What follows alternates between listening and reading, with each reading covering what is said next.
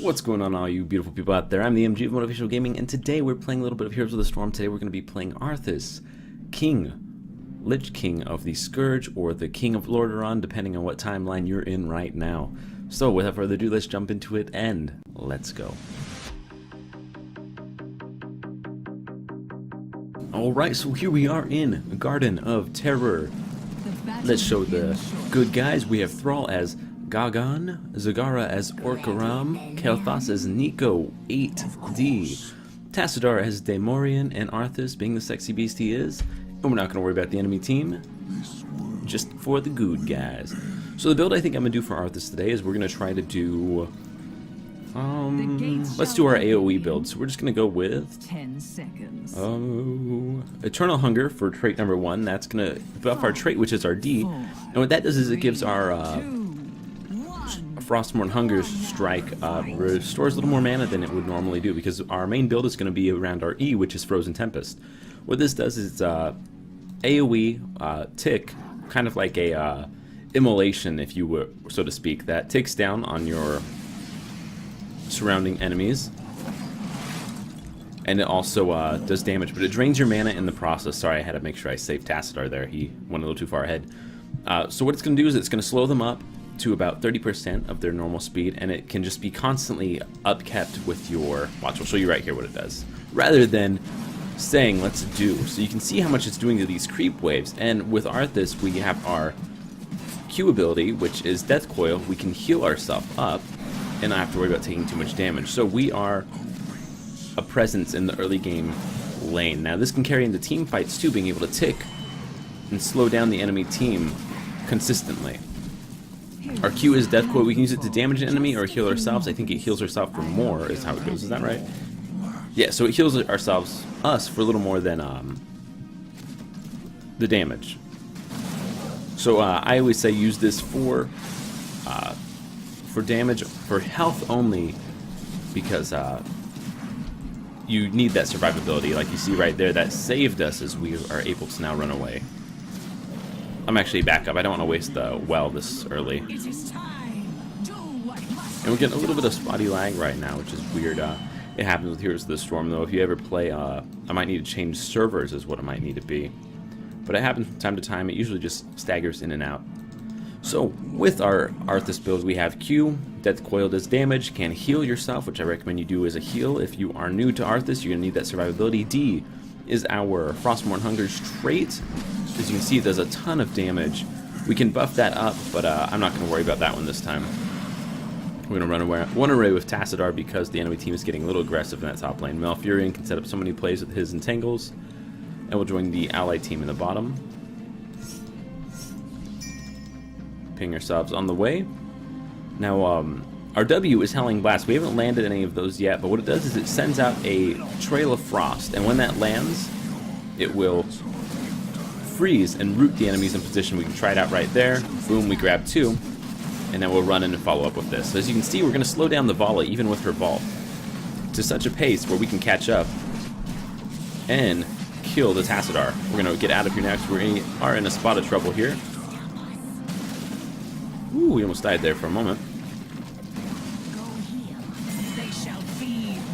Okay, so we did get out of there with 1 kill. So you do see Arthas is a pretty. Oh, we see a stealthed unit here. Zeratul going to get away. I say we just back up here. The lag is insane right now, everybody. We're going to go take that Moonwell right now, and we're going to upgrade Frozen Waste again. So the mana cost is reduced, so we can keep it up for even longer. Every 5 seconds, we have the tick for 1 second taken off, so that's great. It's going to reduce the mana cost by 3, which is lovely. 3 mana doesn't sound like a lot, but when you're having it up all game, every team fight, I'll go in with that. That'll be my initiating round. Oh, I didn't notice we were going for a team fight up top. We're going to help Kael'thas right here, slow down the enemy team, land a hit on the Thrall. Uh-oh, I should have healed myself there. But the the allied team followed up, and we were able to get a couple of kills off there. We had a double kill right there. Good job, guys. This team is doing good. That Earthbreaker Thrall skin looks sexy, doesn't it? There we go. I think we are free to capture this now. So as you can see, Arthas has a lot of sustain, a lot of damage, but what's really been is my teammates are just playing really well at this point. I'm going to freeze that Vala. Nope, she got away with her vault. But you'll see late game we'll be able to put a lot of pressure on with Arthas. So some tips for Arthas: he can tank a ton of damage, especially with his ultimate ability, depending if you pick the right one. Caster's going to pick that up. Okay, good. He can take a lot of damage, especially with his Army of the Dead ultimate ability. You can choose that one. That's one I usually recommend. Unless you're just going for fun, then I would choose Syndrosa, because that one is just a fun one to go for. Take that Zeratul a little bit of damage with our Death Coil. He's down. Let's see if we can get in the middle of this group and slow them all down. As you can see, we can heal ourselves up here and not have to worry about dying. So we will back off though, because I don't want to go in with a quarter tank of gas on. So we're going to go Rune Tap. This is what I was going to talk about. For clearing mercenaries, Arthas is great. He can keep his Frozen Tempest up, use his Frostmourne Hungers to heal his or restore mana, and then Rune Tap heals him for every third hit, 3% of his health. So we're going to test this out. Oh, we can't while the Garden Terror is up, so we'll have to demonstrate that in a little bit. We could actually go face on some of these towers. Uh-oh. Allies getting a little too aggressive, costing Zagara her life. Slow down this Thrall, and back up. I'm going to call nope, retreat. That was the wrong one. Don't follow me, guys. I don't know what I'm doing. Alright, Garden Terror is still up at like 0.5% health, which is crazy. 0.5%, 50%. Gonna be able to take out these front two towers, granting us a little more XP, getting us closer to our ultimate abilities. With the team composition we have right now, I think our ultimate abilities are gonna just destroy the opposition. There we go, we are in. I guess we're going to do a push right here if we can lock down. No, they took him out already.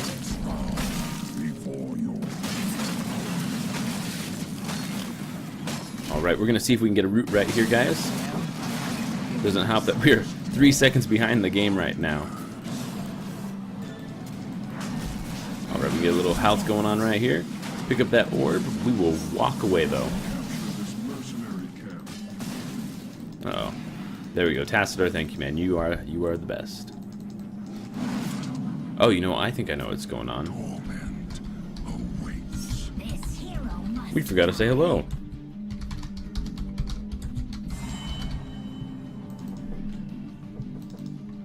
There we go. So I'm going to go Army of the Dead, just give myself a little more survivability so I have a little more room for error. What this is going to do is going to summon ghouls around me that will attack and chase down my enemies. But what I can do is I can sacrifice them for a chunk of health, a big chunk. So we're going to wait till the next team fight to show you off that ability, but you can stay alive through so much damage. Oh, we actually hit the wrong one. Sorry guys, my key bindings are a little weird right now. So as you can see right here, I'll sacrifice a couple of them. It's 300 health each one, which is nothing to turn your nose down to. So as you can see, we can take so much damage, we can push 2 out right now with our Archon behind us. There we go. Good job. Good amounts of damage right there. And we'll run back here, jump up here, on my way. Arthas, though, he was one of the first heroes I ever bought in this game and one of my favorites. I still haven't gotten to level 10, though, believe it or not. That is my next goal for this game, though. Okay, let's get in here, do some damage. Gonna have to jump out. As you can see, watch how much we're healing for every 3 stack. So boom, he's gonna drop us a little bit, but we're gonna just pick it back up. So it's a little tug and war.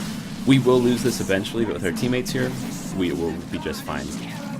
But that 3% health is huge. You don't think it is, but if you can get some attacks going, you can heal up quite a sum of health. Sorry if commentary is a little weird on this one. This whole skipping issue in the game is causing me a little bit of a grief. A little bit disheartening and grief. No, there we go. Allies are in the bottom, so I'll head down there right now. Our ultimate is 12 seconds off. Sorry, the microphone is literally right here in the middle of my screen. So I'm like having to look around. Okay, we will win the Garden Terror down here, which is lovely. They'll give us a couple more seeds. We might be able to do 2 seeds. 2 Garden Terrors back to back, which would be awesome. Get us a little more pushing power. We have, wow, we have more than enough, 115. That's great. So for our level 13 trait, we're going to pick Biting Cold. This is going to increase the damage of Frozen Tempest by 50%. So we're going to be doing a lot of AoE presence with the slow for not all that much mana that we can sustain for a long time. Oh, this is probably a bad space to be in right now, but we're going to go in. There we go. We got the Zeratul right now. I think we can easily trade with the Zeratul. Yeah, he had to throw his Void Prism just on an Arthas and run. I can heal up, and we can trade with Tassadar just as easily as well. Oh wait, our Army of the Dead is off cooldown, so watch, we're going to pop this out. We're going to start sacrificing right now, and we will be back to full health in no time. Let me turn my E off. Follow's coming back this way, so is Thrall. We'll see if we can catch one of them. Booyah. We landed a root, guys. And you can see how bad that root is. If you can land that, I think it's what? It's 1.5 seconds. It's not the biggest stun, but still it can change a fight if you can lock two or three enemies down in that. Because it's a pretty big radius that you can drop that in. Me and Zagara will take out this creep camps. I haven't been doing a good job at that, but Zagara is doing what she does. Oh, and really good thing about that Frostmourne HUNGERS trait is it's on a very low cooldown too, so you can do it 12 seconds, you'll have a Frostmourne strike. A lot of builds you can just do Frostmourne HUNGERS, which is the build that I call that one, where it's just pretty much buffing Frostmourne every chance you get extra damage on it, extra mana on it, and you can strike twice with it, so to each their own, you know? Uh-oh, I missed. We did miss our everything right there because we lagged this spot a bit.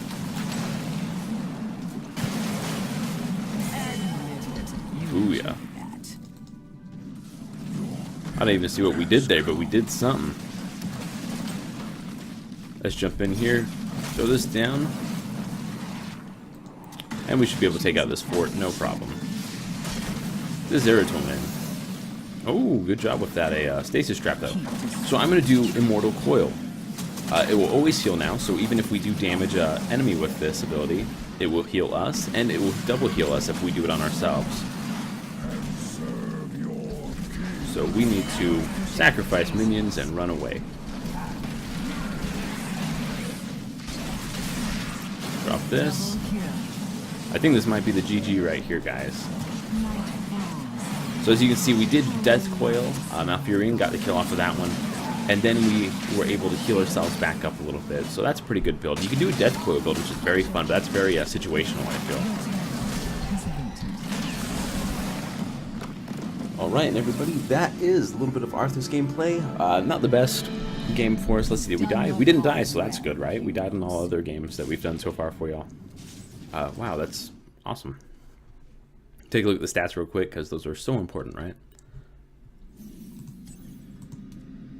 16-0, pretty good. Siege damage, not so good. Hero damage, not so good. But you can see we tanked a lot of damage with Arthas. For that short amount of time, we had double all the enemy.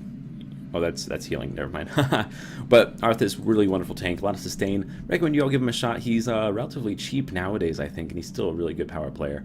So that's it, everybody. I'm the MG with Motivational Gaming. If you enjoyed this video, like, comment, subscribe down below. Let us know what you'd like to see on this channel. This Pikachu beanie is part of the loot crate that we just got from September. That video has been put up on the channel probably right before this video will. And we'll see you on the next video. All you gamers out there, game a little harder, have a little more fun, and this gameplay is Sheldon approved. See you next time. Bye-bye.